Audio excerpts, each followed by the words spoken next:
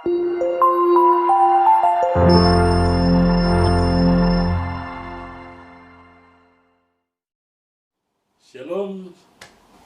selamat malam teman-temanku KYM dan YECF. Bersyukur bahwa kasih setia Tuhan selalu anugerahkan dan berikan bagi saya di dalam menjalankan tugas dan pelayanan yang Tuhan anugerahkan.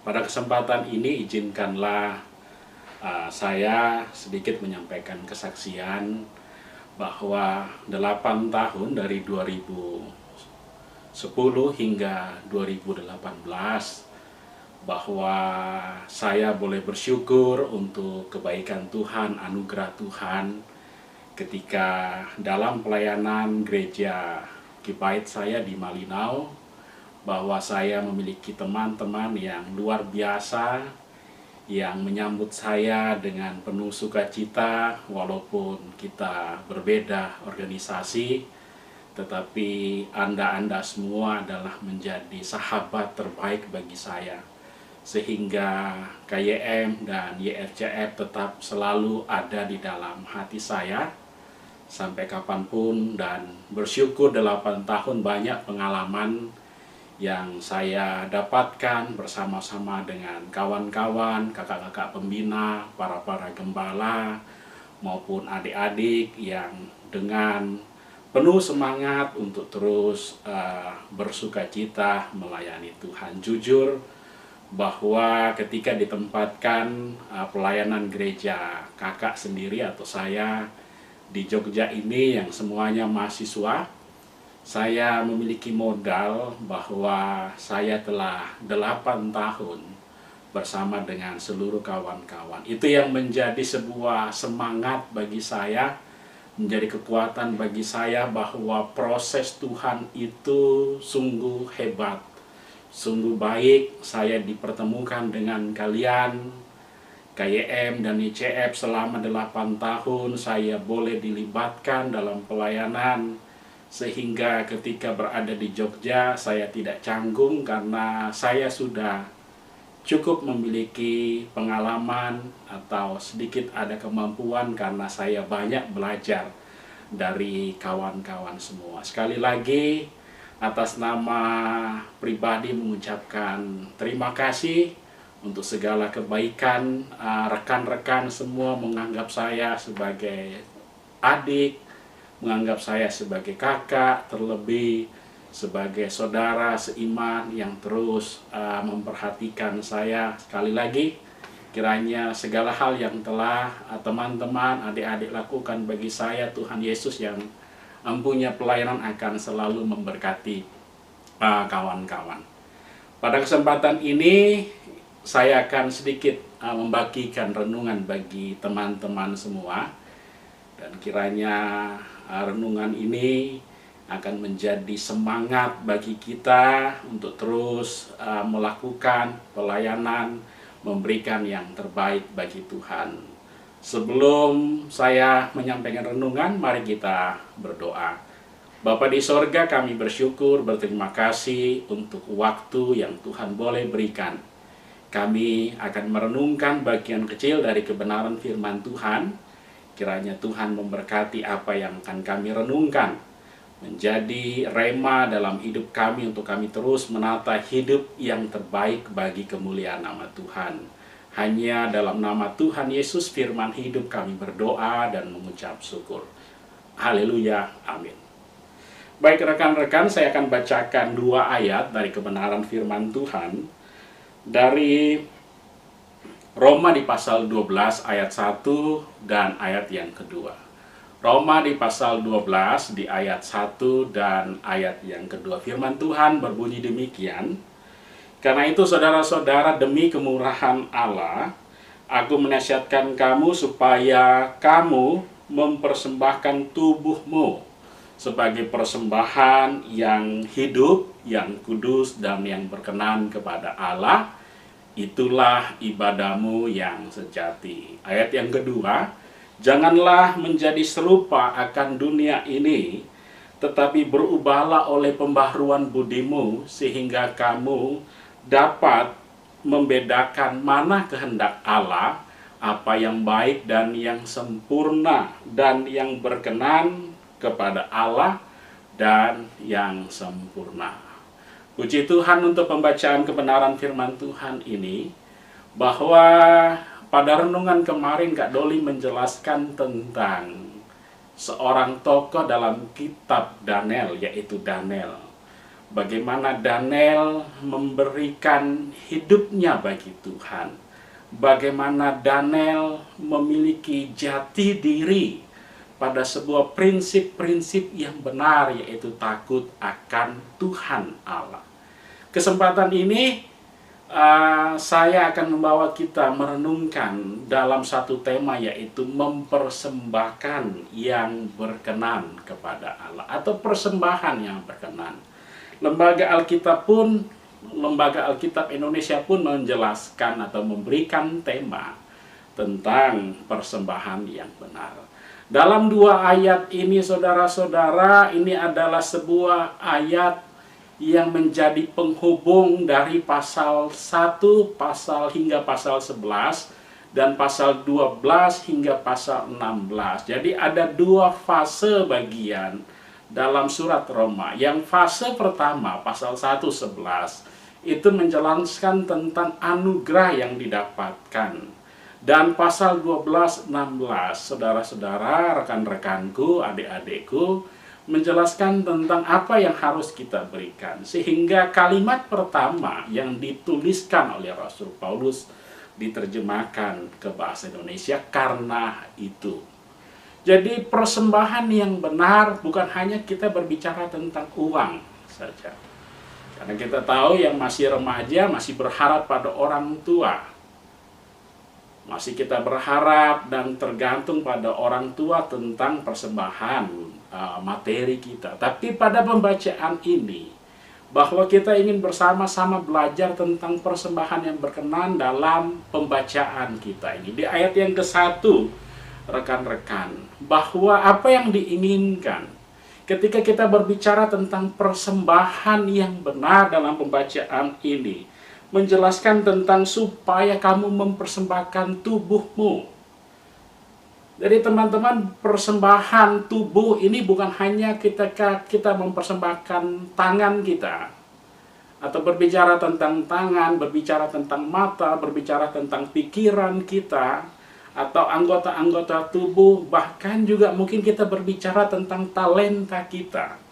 Tapi ketika kita berbicara tentang tubuh, itu dari ujung rambut sampai ujung kaki.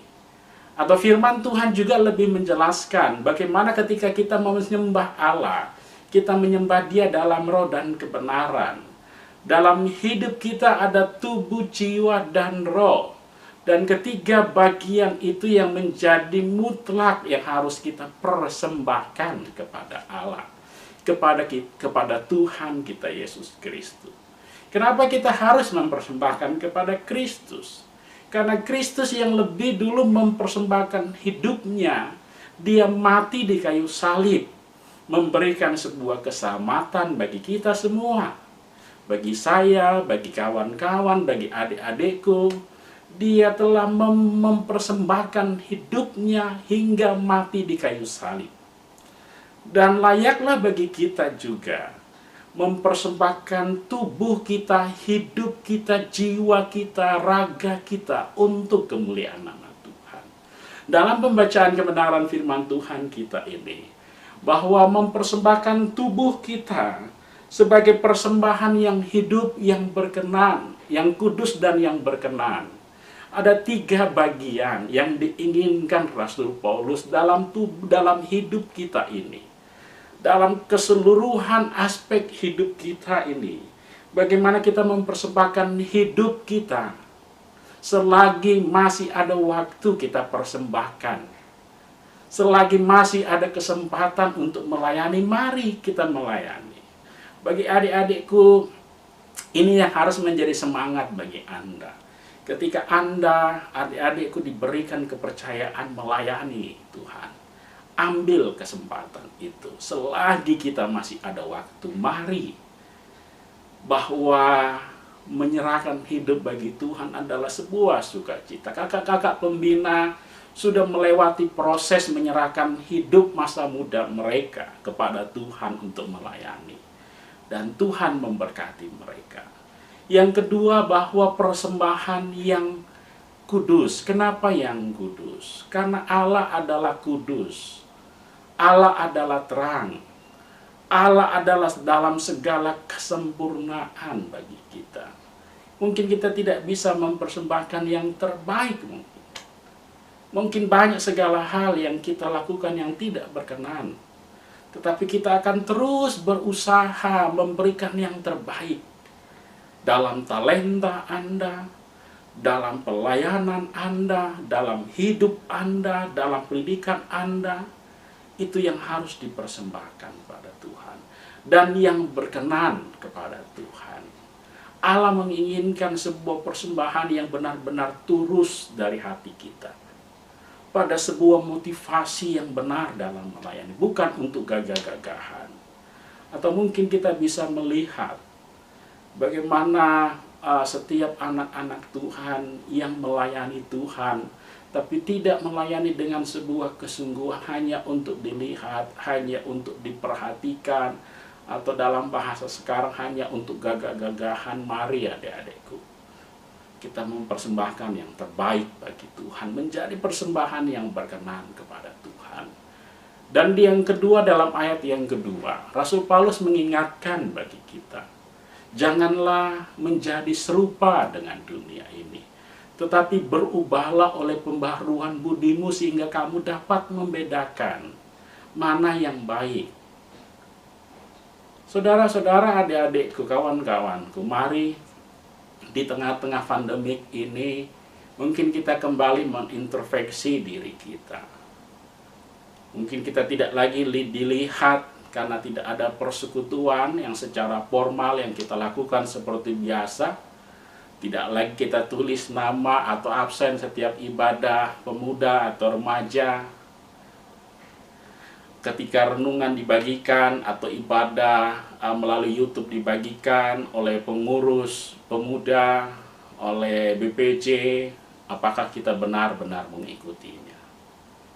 Kesempatan dalam pandemik ini, mari kita gunakan waktu ini yang menjadi terbaik bagi Tuhan.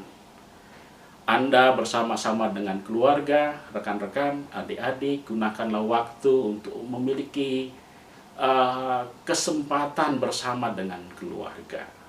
Juga kesempatan bersama dengan Tuhan. Pembaharuan budi itu mencakup tentang hubungan kita. Kalau kita dengar bahasa budi pekerti, itu akhlak kita, norma kita, cara kita berpikir. Saudara-saudara, Rasul Paulus juga menulis, kawan-kawanku, baharui dulu rohmu, baru pikiranmu. Baharui dulu hubungan-hubunganmu dengan Tuhan. Miliki hubungan yang benar dengan Tuhan. Ambil waktu, ambil kesempatan untuk bersama dengan Tuhan. Di dalam doa Anda, di dalam segala pergumulan Anda, tapi jangan datang ketika ada pergumulan saja. Baharui dulu rohmu, hubungan kita dengan Allah. Baru kita bisa baharui pikiran kita atau kepandaian kita. Saya percaya Anda akan diberkati ketika memiliki hubungan yang baik. Dan kepandaian Anda akan menunjang Anda di dalam masa depan Anda. Karena Tuhan memberikan jaminan bagi kita. Masa depan yang indah dan yang cerah. Ketika kita membaharui hubungan kita dengan Allah. Firman Tuhan ini mengingatkan bagi kita. Menjelaskan bagi kita semua, rekan-rekanku, adik-adikku, berkata begini, sehingga kamu dapat membedakan mana kehendak Allah, apa yang baik, yang berkenan kepada Allah, dan yang sempurna. Saya percaya ketika kita memiliki hubungan yang baik kepada Allah, dengan Allah, bahwa kita bisa membedakan mana yang baik, mana yang berkenan, mana yang menjadi kehendak Tuhan, mana yang menjadi harapan Tuhan dalam hidup kita. Dan inilah yang akan terus kita usahakan. Saya sekali lagi bersyukur bisa bersama-sama dengan rekan-rekan KYM, YFCF, semua kakak-kakak pembina tanpa terkecuali, boleh menjadi teman bagi saya, boleh menjadi mitra bagi saya, dan saya berharap bahwa pelayanan KYM akan terus menjadi pelayanan yang luar biasa, pelayanan yang dipakai oleh Tuhan menjadi sebuah kemuliaan nama Tuhan. Tapi kembali mari melayani pada sebuah motivasi yang benar, pada sebuah ketulusan yang benar, semuanya untuk kemuliaan nama Tuhan. Harapan saya KYM, YCF akan terus menjadi pelayanan pemuda dan remaja yang terbaik di Malinau. Itu harapan dan itu keinginan, dan tentunya itu juga menjadi keinginan bagi kita semua. Tapi kembali mari teman-teman, adik-adik terus bergandengan tangan bersama-sama dengan gembala, dengan kakak-kakak pembina, dengan pengurus-pengurus siapapun itu. Adik-adik hargai mereka sebagai kakak rohani Anda, hargai mereka gembala sebagai yang menuntun Anda dalam pengenalan kepada Tuhan, hargai mereka sebagai panutan Anda di dalam Anda mengenal Kristus. Sekali lagi rekan-rekanku, adik-adikku sekalian, melalui renungan kebenaran firman Tuhan ini kembali mengingatkan bagi kita bagaimana kita terus memberikan yang terbaik bagi Tuhan dalam setiap hidup kita. Karena hidup kita bukannya milik kita lagi, tapi milik Kristus. Dan untuk itu, mari kita serahkan hidup kita bagi kemuliaan nama Tuhan. Karena hidup di dalam Tuhan adalah hidup yang penuh dengan kemenangan dan sukacita dalam masa depan yang indah dan yang cerah yang Tuhan siapkan bagi kita. Mari kita berdoa. Kami mengucap syukur untuk waktu Tuhan boleh berikan pada kesempatan ini. Hamba-Mu boleh menyampaikan renungan singkat bagi kawan-kawan KYM dan adik-adik YFCF. Kiranya Tuhan berkati renungan singkat ini menjadi sebuah rema dalam tuntunan kuasa Roh Kudus-Mu di dalam kehidupan kami semua tanpa terkecuali. Dan tentunya kami terus memiliki motivasi memberikan yang terbaik bagi Tuhan selagi masih ada kesempatan atau waktu yang Tuhan berikan bagi kami. Hanya di dalam nama Tuhan Yesus yang adalah firman hidup, kami berdoa mengucap syukur. Haleluya. Amin. Sekali lagi kawan-kawanku, atas segala hal yang telah menjadi kebersamaan, saya bersyukur dan saya terus berdoa kiranya Tuhan selalu memberkati persekutuan KYM, YFCF menjadi persekutuan yang terus membawa kemuliaan nama Tuhan. Kita jumpa lagi di lain kesempatan ketika Tuhan boleh memberikan kita tetap hidup dan anugerah keselamatan. Haleluya. Amin.